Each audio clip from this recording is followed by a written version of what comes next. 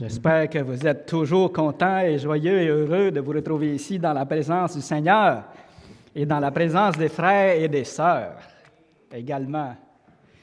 Vous savez, il faut que je vous confie quelque chose. La semaine dernière, je suis venu en avant chanter « Jeunes et vieux se réjouiront ensemble ».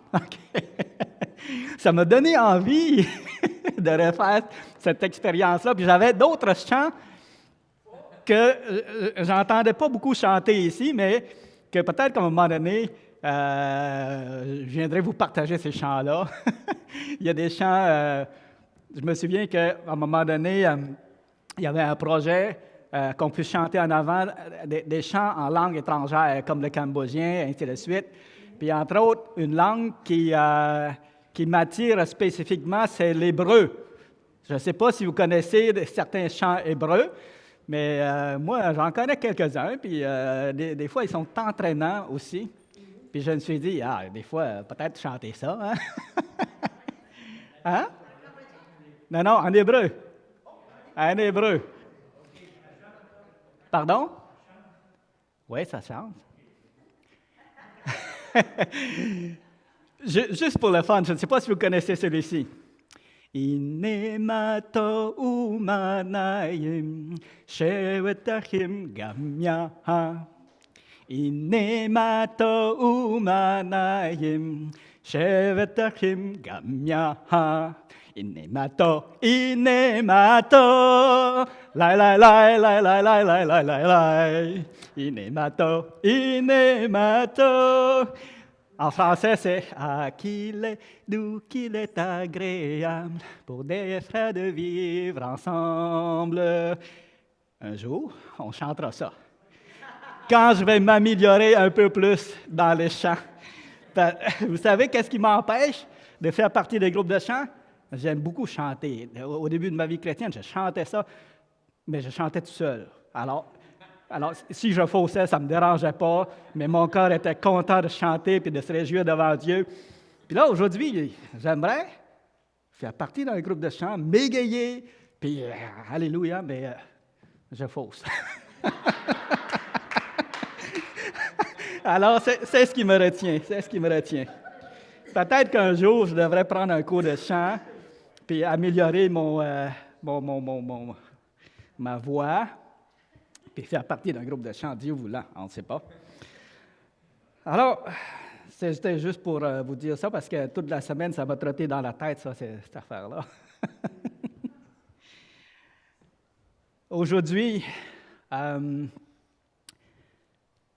le titre de mon message, c'est « Le temps où tu as été visité ». Je pense que vous avez un peu l'idée de quoi que ça fait référence. C'est un message plutôt orienté évangélisation. Mais des fois, même pour nous, c'est bon d'entendre ça. Avant de commencer, j'aimerais qu'on puisse se tourner en introduction dans Luc 13, le verset 1 à 5.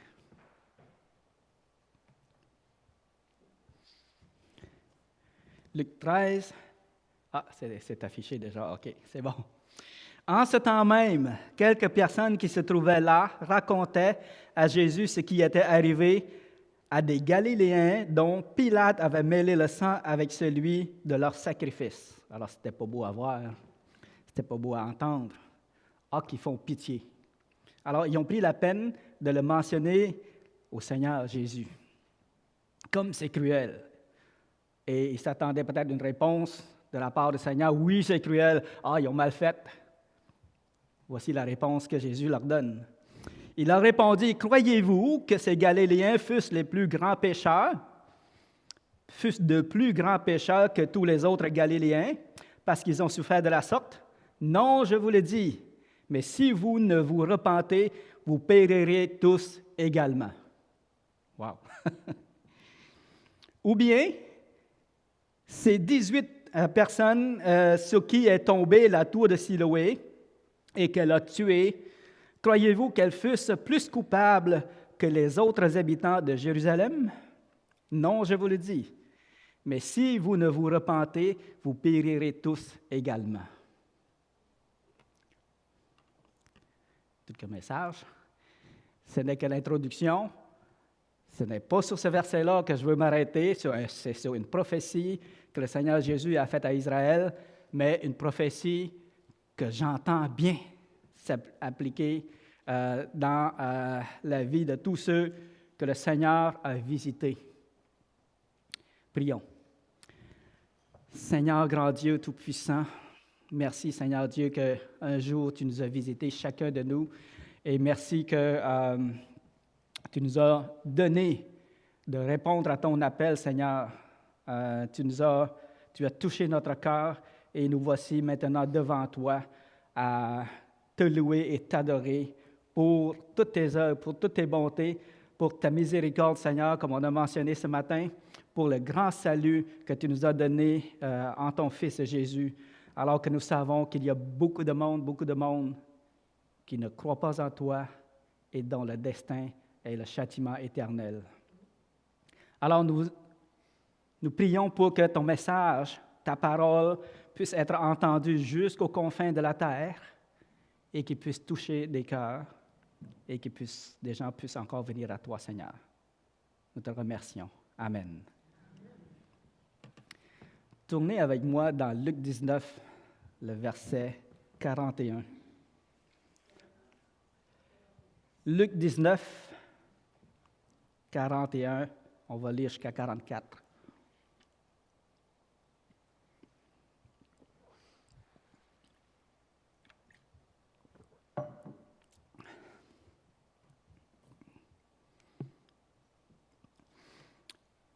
Comme il s'approchait de la ville, Jésus, en la voyant, pleura sur elle et dit. Vous savez, avant d'aller plus loin, je vais commenter ce verset-là. Dans les Déjeuners des hommes, on parle du livre Doux et humble de cœur. Et au dernier chapitre, on parlait de la compassion de Christ.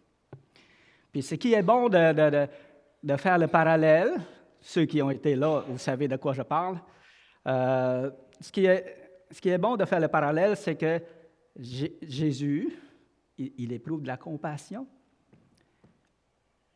comme on le voit dans ce verset, où il a pleuré sur Jérusalem.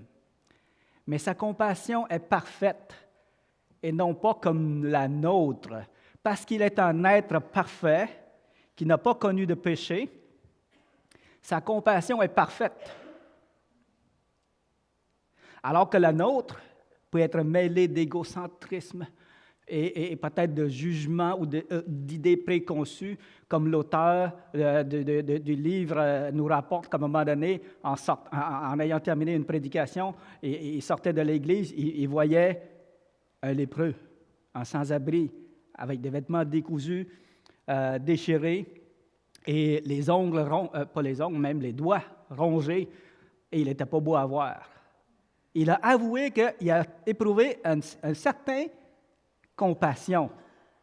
Bien sûr, on est humain, mais il a reconnu que sa compassion était imparfaite, empreinte d'impiété et d'égocentrisme. Puis même, avouons-le, des fois, il y a d'autres pensées qui nous viennent. « Ah, heureusement, je ne suis pas comme lui. »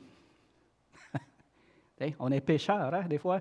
Puis il y a des pensées comme ça. Alors, juste pour faire une parenthèse avant qu'on commence, Jésus, lui, a éprouvé une compassion, puisque c'est un être parfait, c'est une compassion parfaite qu'il a éprouvée. Et on n'élaborera pas sur le sujet, ce n'est pas le sujet ce matin, mais on a parlé de sa colère aussi. Lorsqu'il a éprouvé de la colère, qu'il a fait un fouet, puis qu'il a renversé les choses dans le temple, c'était une colère parfaite, bien justifiée et bien administrée, parce qu'il était parfait. Maintenant, voici une grande prophétie qui va prononcer sur Jérusalem et pour laquelle il a versé des larmes. Voici ce qu'il dit. « Si toi aussi, au moins en ce jour qui t'est donné. Tu connaissais les choses qui appartiennent à ta paix, mais maintenant elles sont cachées à tes yeux. Il viendra sur toi des jours où où tes ennemis t'environneront de tranchées, t'enfermeront et te serreront de toutes parts. Ils te détruiront, toi et tes enfants au milieu de toi, et ils ne laisseront pas en toi pierre sur pierre, parce que tu n'as pas connu le temps où tu as été visité. Et c'est là que j'aimerais attirer votre attention, et c'est là le titre de mon message. Parce que tu n'as pas connu le temps où tu as été visité. Parce que tu n'as pas connu les choses qui appartiennent à ta paix. Maintenant, tes ennemis vont t'environner de toutes parts. Il ne restera pas pierre sur pierre qui ne soit détruit. C'est une prophétie qui s'est réalisée, ça vous le savez tous. En l'an 70, le 8 septembre, Titus a mis le siège sur Jérusalem. Et Jérusalem a été détruit. Et maintenant, il ne reste qu'un bout de mur qui est devenu le mur des lamentations. Mais à part de ça, il ne reste pas grand-chose. Une prophétie qui s'est réalisée, ce n'était pas une prophétie heureuse, mais elle s'est réalisée. La destruction de Jérusalem, et pas juste de Jérusalem. Quand il parlait de Jérusalem, ça incluait tout Israël. Jérusalem, c'était le cœur, le temple était le cœur d'Israël. Et depuis cette destruction-là, il a commencé, la deuxième diaspora a commencé, la déportation des Juifs d'un peu partout dans le monde. Et le territoire juif était devenu une province impériale. Alors, cette prophétie s'est réalisée. Et le Seigneur, qu'est-ce qu'il dit? Pourquoi? Pourquoi est-ce que cela t'arrive? Eh bien, parce que tu n'as pas connu les choses qui appartiennent à ta paix. Parce que tu n'as pas connu le temps où tu as été visité. Puis moi, quand je lis ça, là, OK, c'est une prophétie qui parle de Jérusalem, mais je ne peux m'empêcher de l'appliquer individuellement. Chacun d'entre nous, puis chacun de ceux qui entend parler de la parole de Dieu. Si vous ne connaissez pas le temps si tu ne connais pas le temps que tu as été visité, puis que tu ne connais pas les choses qui appartiennent à ta paix, eh bien, tu cours vers une destruction, pareillement comme Jérusalem. Peut-être pas la même chose, certainement pas la même chose, mais le châtiment qui revient à tout homme ou toute femme qui rejette la parole de Dieu, définitivement, eh bien, c'est le feu éternel. Encore pire qu'une destruction physique, terrestre, comme Jérusalem a connu. Et c'est drôle parce que quand je lis ça, pour moi, c'est un appel. C'est un appel à tous ceux qui entendent la parole de Dieu. Ne faites pas comme Jérusalem, ne faites pas comme les Juifs. Si Dieu vous a visité, reconnaissez-le, acceptez-le. J'aimerais qu'on puisse mentionner un aspect important. Quand que Jésus a visité Jérusalem, ou pas Jérusalem, mais tout le pays d'Israël, si vous voulez, il ne l'a pas fait de façon incognito. Ce n'était pas une visite en secret. Au contraire, c'était à main levée et à bras étendus et avec une voix qui résonnait dans tout le pays. N'est-ce pas? Et ça, depuis sa naissance jusqu'à sa mort. Alors, ils n'ont aucune excuse. de ne pas reconnaître le Messie. Quand il est né, il y a bien des événements merveilleux que le Père a mis en place pour montrer aux gens que voici, je vous envoie le Messie. Celui que vous attendiez depuis des siècles, je vous l'envoie. Il y a eu l'étoile du berger, il y a eu les marches, il y a eu les anges qui ont chanté dans la plaine, là où les bergers faisaient paître leurs brebis. Après ça, il y a eu les massacres des enfants. Et il y a eu Siméon, Zacharie, Anne qui ont parlé. Son entrée dans le monde ne s'est pas faite en secret. Son entrée dans le monde a été empreinte de témoignages comme quoi qu'il est bel et bien le Messie. On peut lire dans Luc 1, le verset 67.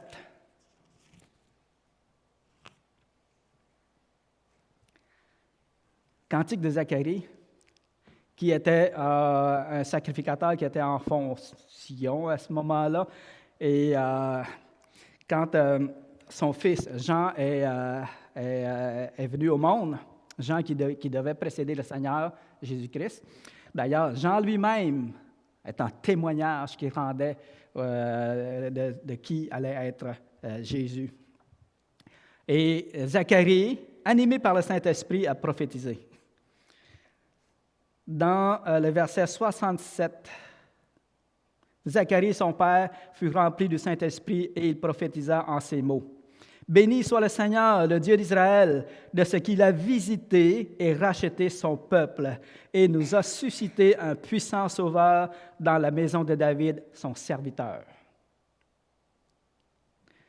Et au verset 76, il dit ceci, « Et toi, petit enfant, tu seras appelé prophète du Très-Haut, car tu marcheras devant la face du Seigneur pour préparer ses voies. » Alors ici, il parle de son fils, « afin de donner à son peuple la connaissance du salut par le pardon des péchés. »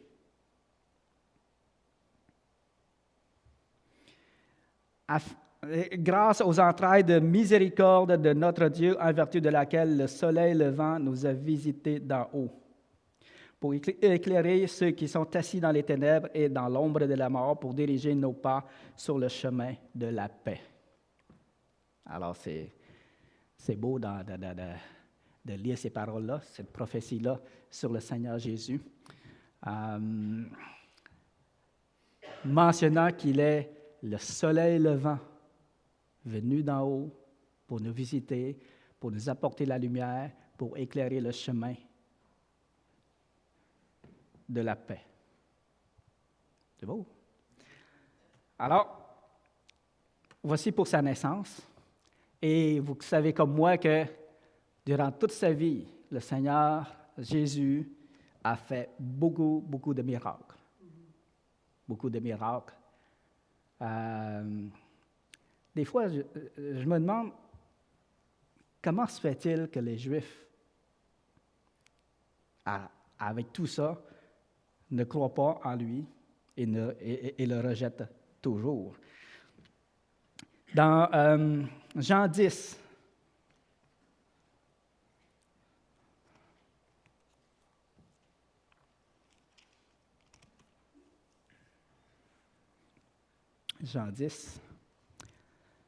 le verset 24-25.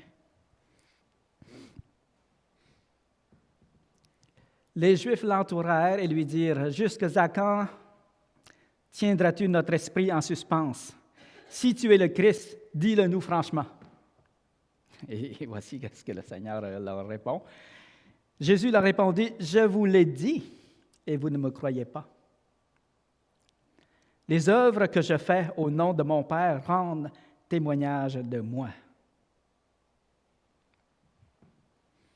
Alors, les œuvres qu'il a fait rendent témoignage de ce qu'il est. Et il a fait beaucoup d'œuvres. Dans au verset 37, le même chapitre, Jean 10, 37. « Si je ne fais pas les œuvres de mon Père, ne me croyez pas.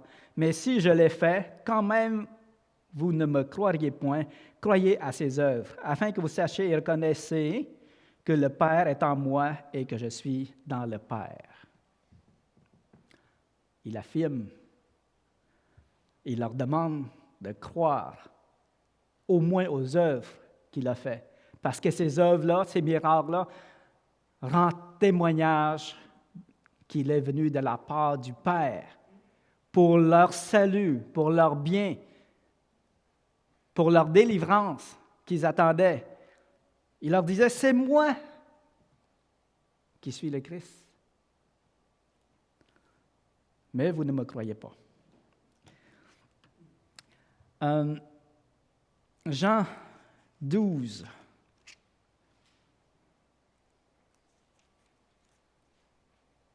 Le verset 37.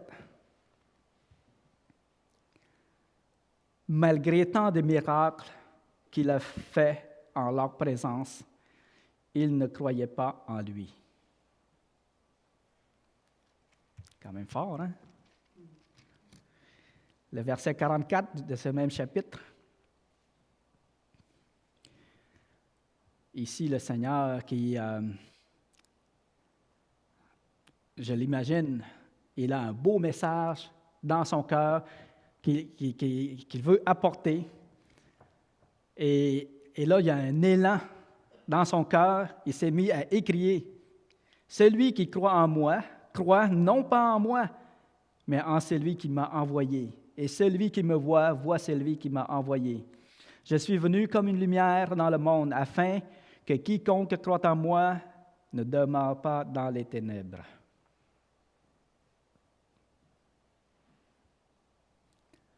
Alors, on lit beaucoup de versets. Continuons plus loin dans Jean 14. Le verset 10, 11. 10 et 11. « Ne crois-tu pas que je suis dans le Père et que le Père est en moi? Les paroles que je vous dis, je ne les dis pas de moi-même.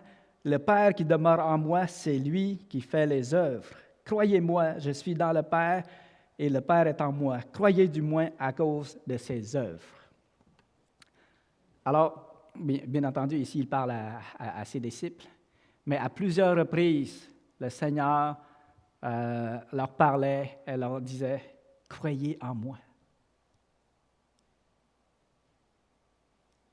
Je suis celui que le Père vous envoie pour votre salut.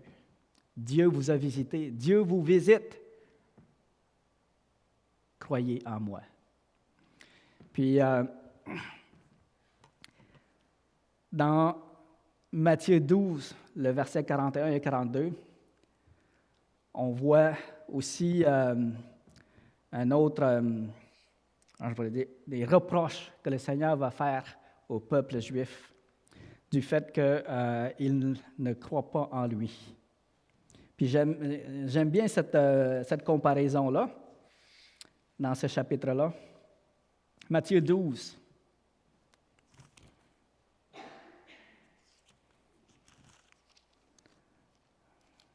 Le verset 41 et 42.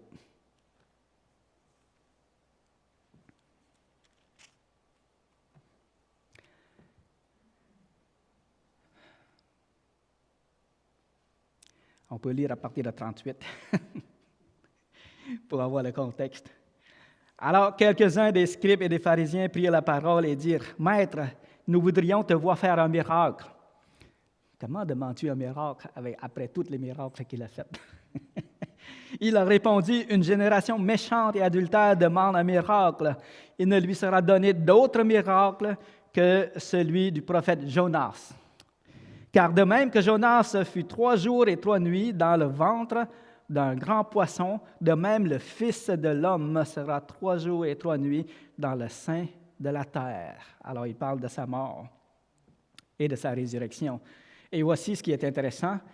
Les hommes de Ninive se lèveront au jour du jugement avec cette génération et la condamneront parce qu'ils se repentirent à la prédication de Jonas.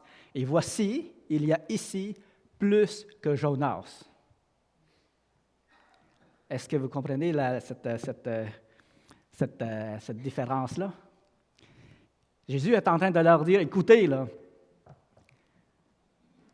le peuple de Ninive était rempli de péché au point où Dieu voulait les détruire. Dieu a envoyé Jonas pour les prévenir de leur destruction prochaine s'ils ne se repentaient pas. Et sur la prédication de Jonas, ils se sont repentis. Jonas n'a accompli aucun miracle et il n'a pas passé 3 ans et demi à leur parler, à leur enseigner la justice de Dieu, à essayer de les convaincre. Non. Jonas a prophétisé. D'ailleurs, Jonas, il ne voulait pas faire ça. Hein? Vous savez pourquoi? Parce qu'il savait que Dieu allait revenir de sa décision de les punir si Ninive se repentait. Hein, il ne voulait pas vivre ça, là, prophétiser quelque chose, puis ça n'arrive pas, parce qu'en fin de compte, ils se sont repentis. Hein? Mais Ninive s'est repenti juste sur la prédication de Jonas, quelqu'un qui vient de loin.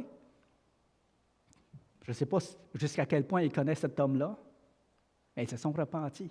Et Jésus est en train de leur dire, vous là, vous m'avez devant vous, j'ai accompli beaucoup de miracles, je vous ai prêché la justice de Dieu, je vous ai démontré que je suis le Fils du Dieu très haut, venu pour vous sauver. Et vous ne m'écoutez pas. Voici, il y a ici plus que Jonas. Puis vous ignorez ce temps-là que vous avez été visité. Vous ignorez les choses qui appartiennent à votre paix. Et il va donner un autre exemple.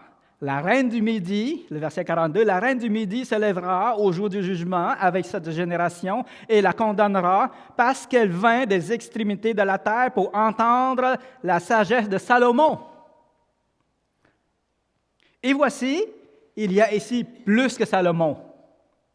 Il est en train de dire encore une fois, moi, je suis plus grand que Salomon. Moi, je vous amène le salut éternel, un cadeau plus précieux que la sagesse de Salomon. Je fais devant vous des œuvres que Salomon n'a pas faites. Et vous persistez à me rejeter, à refuser de croire que je suis venu pour vous sauver. Intéressant. Puis là, il dit, la reine du Midi va se lever et va vous juger. Jonas va se lever et il va vous juger. Pas de Jonas, excusez-moi. Les gens de Ninive, parce qu'eux se sont repentis. Pas vous. Parce que tu n'as pas connu le temps que tu as été visité, parce que tu n'as pas connu les choses qui appartiennent à ta paix. Alors que celui qui a des oreilles pour entendre, entende. Cette parole qui est adressée à Israël s'adresse également à tous ceux qui entendent la parole de Dieu. Faites attention à ne pas être dans la même situation que ce peuple juif, que Jérusalem, qui a rejeté le Messie, le Sauveur. Faites bien attention. Reconnaissez les choses qui appartiennent à votre paix. Reconnaissez que Jésus vous a visité. Si vous entendez parler de sa parole. Moi, ce que j'aimerais pas, en tout cas, pour moi, c'est réglé. Je suis en lui, et merci Seigneur, vous êtes aussi en lui, mais je me mets dans la place de quelqu'un qui ne l'accepte pas, ne le croit pas. J'aurais pas aimé entendre le Seigneur parler du haut du ciel, puis me dire, Kossal, si toi aussi tu avais connu des choses qui appartiennent à ta paix. Si toi aussi, tu connaissais le temps que tu as été visité. Si toi aussi, tu avais reconnu ton Sauveur. Okay? J'aurais pas aimé être dans cette situation-là. Puis que là, il prononce le châtiment éternel. Va dans le feu éternel qui a été préparé pour Satan et pour ses anges. Parce que pour ceux qui rejettent le Seigneur Jésus, ce n'est pas une destruction comme Jérusalem connaît. C'est le feu éternel qui nous attend, qui attendent ceux qui ne l'acceptent pas. Alors, durant toute sa vie, il leur a parlé. Il a fait beaucoup de miracles pour prouver qu'il était le Messie et il leur a enseigné la parole qui vient du Père. Et qu'est-ce qui s'est passé à sa mort? Mon ami, il y a le soleil qui s'est obscurci, il y a des sépulcres qui se sont ouverts, il y a des gens qui sont sortis du sépulcre, qui ont été ressuscités, le voile du temple s'est déchiré en deux. OK?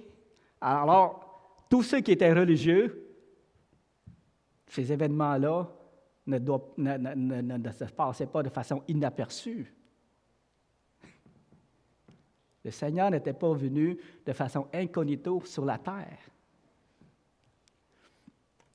Et lorsqu'il est ressuscité, il y a eu plusieurs témoins qui l'ont vu et qui ont confirmé que c'est lui. Puis d'ailleurs, à ce sujet-là, je remercie toujours le Seigneur pour Thomas. Thomas. Il y a une raison pourquoi il y a un des 12 qui est plus incrédule que les autres. Il fallait bien que quelqu'un puisse mettre sa main dans les traces des clous. Il fallait bien que quelqu'un atteste la trace du javelot, là, de la lance qui a déchiré son côté. Il fallait bien que quelqu'un atteste ça de près. Les autres, on croit, c'est correct, tu es notre Dieu, tu es le Seigneur Jésus, tu es ressuscité, on croit. Ah, c'est bien. Mais j'aimais bien le fait que Thomas ait mis son doigt pour dire « Hey, toute la terre, je l'ai attesté, c'est lui, la marque des clous. » Puis la trace sur son côté, c'est bien lui. Il ne vous appartient qu'à vous de croire. OK? Alors souvent, le Seigneur permet ces petites affaires-là pour une bonne chose. On peut mal parler de Thomas, là, mais je suis content qu'il l'ait fait. Je suis content qu'il l'ait fait. Alors, tout ça pour dire que quand que le Seigneur est entré dans le monde, ce n'est pas incognito qu'il l'a fait.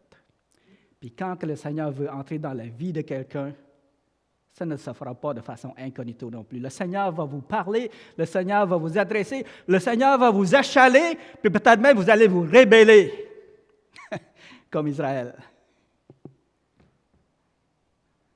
Et j'espère que votre rébellion ne durera pas trop longtemps, ou du moins ne durera pas jusqu'à la fin, pour ne pas connaître cette destruction-là, ou le feu éternel qui attend.